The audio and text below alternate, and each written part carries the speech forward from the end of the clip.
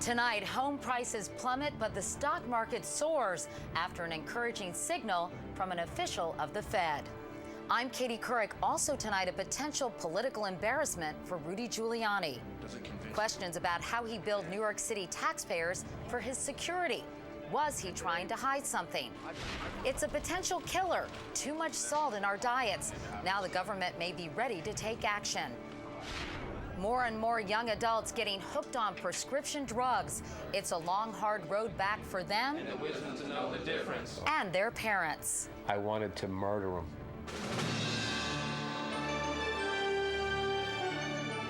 This is the CBS Evening News with Katie Couric. Good evening, everyone. Tuesday, Wednesday, happy days on Wall Street at least. It just had its best 2 days in 5 years. The Dow shot up 331 points today. On top of yesterday's gain, that's a two-day total of 546 points, or 4.3%. And it came despite more bad news about the housing market. Used home sales down for the 8th straight month as prices took their biggest drop on record, down more than 5%. The median sale price less than $208,000. So, Anthony Mason, what was Wall Street so happy about? Katie, the Dow had its second biggest point rally of the year because a key Federal Reserve official hinted the Fed will cut interest rates again next month. Why? Well, he may have been looking at those latest housing numbers, which just keep getting worse. Bonnie Smith's Florida home has been on the market for more than a year. I just don't understand why it won't sell. She's slashed the price to $629,000, and if she can sell, she'll take a $50,000 loss. I'm basically giving the house away. But Bonnie Smith has plenty of company. According to a recent survey, more than 15% of homeowners who bought in the past year are now underwater, meaning their houses are now worth less than their mortgage. Large parts of California, many parts of Florida, also the areas of Las Vegas and Phoenix have been hit very hard. Nationally, house prices have fallen 5% over the past year, with damage spread across the country. The West has taken the worst hit, down nearly 7%. The South is close behind. Midwest prices are also off. Only the Northeast has bucked the trend. This real estate debacle clearly is going to harm the economy.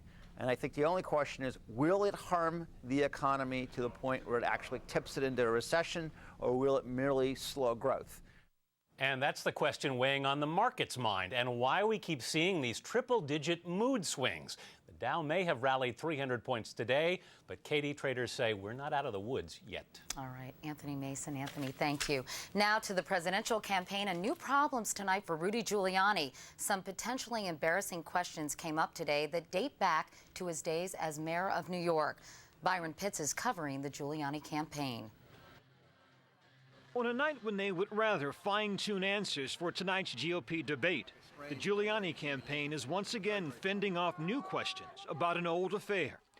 According to the website Politico.com, in 2000, as Giuliani was beginning his not-so-secret extramarital relationship with Judith Nathan, the woman who eventually became his third wife, he billed obscure city agencies thousands of dollars in expenses for his police security detail in the Hamptons off Long Island, where Nathan was living. For example, in one instance, $34,000 worth of travel expenses were placed in the budget for the New York City Loft Board. These were records that the city controller had tried to get in the past, but the mayor's office has said they couldn't be released because of security. Giuliani's campaign had this response, calling the story a non-issue. Quote, "This is common practice. The NYPD is responsible for providing security for the mayor of New York around the clock. But the question isn't about his security detail, it's about how the expenses were billed." It's coming out at the worst possible time for Giuliani, just as voters in Iowa and New Hampshire are beginning to make up their minds finally. It reinforces his biggest problem, which is that not just his liberal positions on social issues, but also the fact that he's had a very messy private life. And messy is always unwelcome for a campaign that would rather stay on message. Byron Pitts, CBS News, New York. Meanwhile, Bill Clinton is supposed to be Hillary Clinton's secret weapon on the campaign trail, but he may have caused a problem for her in Iowa. And that tops our Campaign 08 notebook. President Bill Clinton. During a campaign stop yesterday, the former president brought up the Iraq War. Even though I approved of Afghanistan and opposed Iraq from the beginning. He opposed Iraq from the beginning, he said, but that doesn't square with his past statements. In 2002, he supported the Senate resolution that authorized military force against Iraq, a resolution Hillary Clinton voted for and is now trying to distance herself from. Republican Mike Huckabee was in Virginia at Liberty University, where he was endorsed by Jerry Falwell Jr. Huckabee, a Baptist minister, attributes his surge in Iowa in part to the power of prayer. And I'm saying that, when people pray, things happen. I'm not saying God wants me to be elected, because I don't know. Last time I checked, he hadn't registered in any of the states to vote. If he does register, be sure and let me know, because I will ask for his vote. In health news, a warning tonight about what has become a very common medical test, the CT scan. The number of scans done in this country each year has exploded from just 3 million in 1980 to 62 million now. But experts say many of these CT scans are unnecessary and they pose a health risk. Here's Dr. John LaPook. We will turn the center light on. A CT scan can help save your life. Keep your eyes closed just a few more seconds. But a new report says the dose of radiation from the test can also boost your cancer risk. We're sounding the alarm now because what is happening today is going to have an effect 20, 25 years down the line. The article, published today in the New England Journal of Medicine, estimates the percentage of cancers caused by CT scans, currently 0.4%, will increase to as much as 2%. Because the number of scans has increased so dramatically. Our concern is that there are so many CT scans being done right now that we really should be stopping to think, do we really need to do all of those CT scans? Doctors worry about the accumulation of radiation over a lifetime, especially if scanning starts early, when children's bodies are more vulnerable. Taking a deep breath. The radiation and risk from one CT scan is low, but it carries a dose 50 to 100 times greater than a traditional X-ray. The authors say alternatives like MRIs or ultrasounds often work just as well, but CT scans are faster and better at diagnosing problems like appendicitis and lung cancer. The CT scan is a wonderful tool for examining internal organs that are below the depth of where a poking finger or a listening stethoscope can hear, and yet don't show up on routine X-rays. So what's a patient to do? Make sure your doctor explains why you need a CT scan and gives you the lowest possible dose. And it's a good idea to keep a diary of X-ray exposure, especially for children. Dr. John LaPook, CBS News, New York. There are also warnings tonight about another potential health risk. This one's in your diet, and it's not fat, it's salt. It's estimated that the average American consumes 4,000 milligrams of salt every day. That's nearly twice the maximum recommended daily allowance. Tomorrow, the FDA will hold a hearing for the first time on whether to limit the amount of salt in packaged food. Here's Nancy Cordes. It's not a shake of salt here and there that doctors are worried about. It's the staggering levels of sodium in the processed foods everyone eats. That's 980. That's too much sodium. A full day's worth of sodium in just one Swanson's Hungry Man dinner. Nearly a day's worth in this can of soup. Even this kid cuisine mac and cheese contains nearly half a day's worth of salt. Salt trumps fat. Public health advocates at the Center for Science and the Public Interest have been petitioning and suing the FDA since 1978 to try to get it to impose sodium limits on processed foods. The ones making the higher sodium products can easily lower the amount of salt or other sodium ingredients and get down to those lower levels, perfectly marketable. American companies have already been pushed to reduce salt content overseas. This box of Kellogg's Special K has 60% more sodium than the same box in Britain. McDonald's Chicken McNuggets contain twice as much sodium in the U.S. as they do in the U.K. It's estimated that cutting sodium levels of processed and restaurant foods in half would save 130,000 lives in the U.S. each year. How are you today? By preventing high blood pressure, heart attacks, and strokes. If you're eating at home most of the time and preparing your own food, you could control that. If you're eating out or buying food in a package, you're unable to control that. Back in the 1980s, the FDA urged the food industry to voluntarily cut back on salt. But Americans are consuming even more sodium now than they did then. Nancy Cordes, CBS News, Washington. And this business note, Ford has agreed to settle the last of the class action lawsuits over its Explorer SUVs, which had been prone to roll over. The settlement would apply to about 1 million people who owned Explorers from the model years 1991 through 2001. Owners would get vouchers of up to $500 to buy new cars.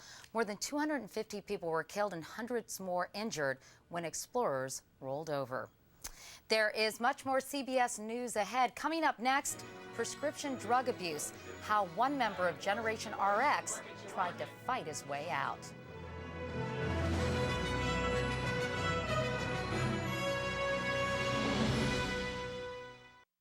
All this week, we've been looking at a growing drug problem in this country, the abuse of prescription drugs.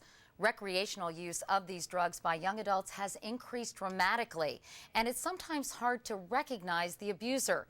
He or she could be a member of your own family, and you wouldn't even know it. The road back from addiction, it's long and hard, as you'll see in our continuing series, Generation RX. 24-year-old Mark McCarthy is leaving home. And I'm out of here. For his mother Florence and father Bob, it's a special trip, but it's also one they wish they didn't have to make. Tomorrow we're taking Mark to rehab. This is the new face of America's drug crisis. Middle class as it comes. God-fearing people, and, we raised our kids right. Oh, yeah, we loved him. But none of that love could save Mark when 5 years ago he began his affair with the narcotic pain reliever, OxyContin. I went from taking maybe 1, maybe 2 a day until I was taking about 9 a day. In a matter of months, Mark was feeding a $300 a day addiction, and the McCarthy family had descended into chaos. I wanted to murder him. When a friend died after overdosing on prescription drugs, Jerry, Mark, welcome. Jerry. Welcome. Let me give you a hug. Let me give you a hug. Good. Mark decided to check into Florida's G&G Holistic Addiction Treatment Center. Okay. Hi, I'm Mark. I'm a recovering addict. Mark's failed at rehab twice already. Signed with his signatures. But the staff here specializes in just such cases. I had to make that decision. Do I want to live or do I want to die? The average cost for a 2-month stay is $28,000, some of which can be covered by certain insurance policies. This represents reality. Here, Mark will confront his demons. We could work on this resentment towards Mom. Mm-hmm. Okay. I'd love to. With constant counseling and therapy. I'd like to improve my health. You want to improve your health? Because the drugs, damage my body. Okay. I got pretty mad today. Mark would also make his own video diary. I really want this, so I'm just going to pray to God. He'd record the details of the damage he had done. When I was taking oxys, I would think about, who am I going to rob today? I don't care, because I want to get high. Mark's erratic behavior is typical of what doctors say parents should be on the lookout for. Potential warning signs include a drop in attendance and grades at school, financial problems, and changes in friends. But like so many others, Mark's parents understood next to nothing about prescription drug addiction. I thought prescription drugs were okay because the doctor gave them to you. It's that kind of thinking that fuels America's drug crisis, something Dr. Herbert Kleber has been monitoring for 35 years. Do you think people perceive using prescription drugs differently than street drugs like heroin, crack, marijuana? Absolutely. These drugs are perceived as safe, as medicinal, not drugs. And when the addict does get serious about finding help, there's not enough treatment available in this country. Thank you, Lord God, for this opportunity. It is estimated that every day 22 million Americans need treatment for substance abuse of some kind, but only 2 million get help. And even those often experience a relapse. Congratulations, so happy for you. Thanks, Gary. You're welcome. Thank you. I really have Mark home, the real Mark. Today, Mark is back with his parents enjoying a night out without drugs, hoping this time he's finally kicked the habit for good. I feel like I have my son back. Mark left rehab 2 weeks ago and is still clean. Tomorrow, a new treatment for prescription drug addicts. Believe it or not, it's a pill. as we conclude our series, Generation RX. And when we come back, the secret President Nixon kept, a revelation today about an historic decision. At the White House today, President Bush said the agreement by Israeli and Palestinian leaders to resume peace talks is a hopeful beginning. Israeli Prime Minister Olmert and Palestinian President Abbas joined Mr. Bush in the Rose Garden. The president also said the United States will play an active role as the parties try to reach a peace agreement by the end of next year. Meanwhile, some new insight on the Middle East, courtesy of secret documents from the Nixon White House that were just released today. They portray an administration jolted by news that Israel had acquired nuclear weapons, and they illustrate why peace in that region has been so elusive. Here's Wyatt Andrews. It was the summer of '69, and President Richard Nixon got the momentous news that Israel had the bomb. His national security advisor, Henry Kissinger, called it dangerous that a threatened Israel might actually use nuclear weapons. What should Nixon do? The just-released memos make clear that neither Nixon nor Kissinger thought America had the clout to talk Israel out of the bomb. You can't tell the Israelis to uninvent their nuclear program, but you can't embrace it either. We can't force the Israelis to do what they don't want to do. In a memo section starkly titled, "What We Want," Kissinger tells Nixon America's best play is to keep the Israeli bomb secret, that what we really want is to keep Israeli possession from becoming an international fact. Kissinger declined comment for this story, but in his memos, his concern is the Soviet Union. He worried that if the Soviets found out about an Israeli bomb, they might arm the Arabs. He was concerned about a nuclearized battlefield. Nixon and his aides did play some high-stakes poker. They suggested the United States might not sell Israel 50 Phantom fighter bombers if Israel insisted on keeping the bomb. But Israeli leaders called that bluff, got the planes, and kept the bomb. And it's a point in history that Arabs resent to this day. They think it's terribly unfair that Israel is allowed to have a nuclear weapon, and they're not. Nixon's decision resonates even today as President Bush pushes the Arabs and Israelis toward peace. Part of the reason Arabs come to these conferences but don't think America is on their side goes back to the summer of '69. Wyatt Andrews, CBS News, Washington. Coming up next, the international battle over a playground sport, how this team is looking to get a jump on the competition. Finally tonight, if you think skipping rope is just something kids do on the playground, think again. Double Dutch has jumped from urban neighborhoods to international competitions. One of the biggest will be this weekend right here in New York. Michelle Miller reports now on an American team determined to take the title. Even at pre-dawn practice, Where are you out, Erica? Coach Ray Frederick expects feet to fly. Pressure is only what you put on yourself. For 22 years, the former public school teacher has coached the Bouncing Bulldogs of Chapel Hill. He's mild-mannered, but when he says jump... We don't really have time to say anything. We just get straight to work. Let's go front to back. They start in kindergarten and stay through college. Tim Martin left in at 4. I was told you're the best in the country. Yes, ma'am. His moves and those of his teammates are featured on the big screen. When they think jump rope, they think rhythm and rhymes, and when they actually see it, they actually see the athleticism and the talent that we have. 4 years in a row, they've been national champions in the USA Jump Rope Federation. Welcome to the Apollo Theater. But they've never been #1 here at the Apollo Theater, where the National Double Dutch League holds its annual Holiday Classic. When you think of Double Dutch, you think of Harlem, New York. Made famous on America's inner-city sidewalks, the sport has spread to the suburbs of the South, and it hasn't stopped there. Double Dutch has become nothing short of an international craze, a sport combining fancy footwork with freestyle acrobatics. And the Bulldogs know that the stiffest competition, the team to beat, doesn't hail from Harlem. Japan has beaten America's best on their own turf, winning at the Apollo for 9 of the last 11 years. Jumper Kusuki Ryo calls it the samurai spirit. So this spring, the Bulldogs went to find some of their own, learning techniques and strategy from their Asian rivals. They even shared America's trade secrets, all part of Coach Frederick's big vision. The mission is to connect with young people, to travel all over the world, and to make this world a better place.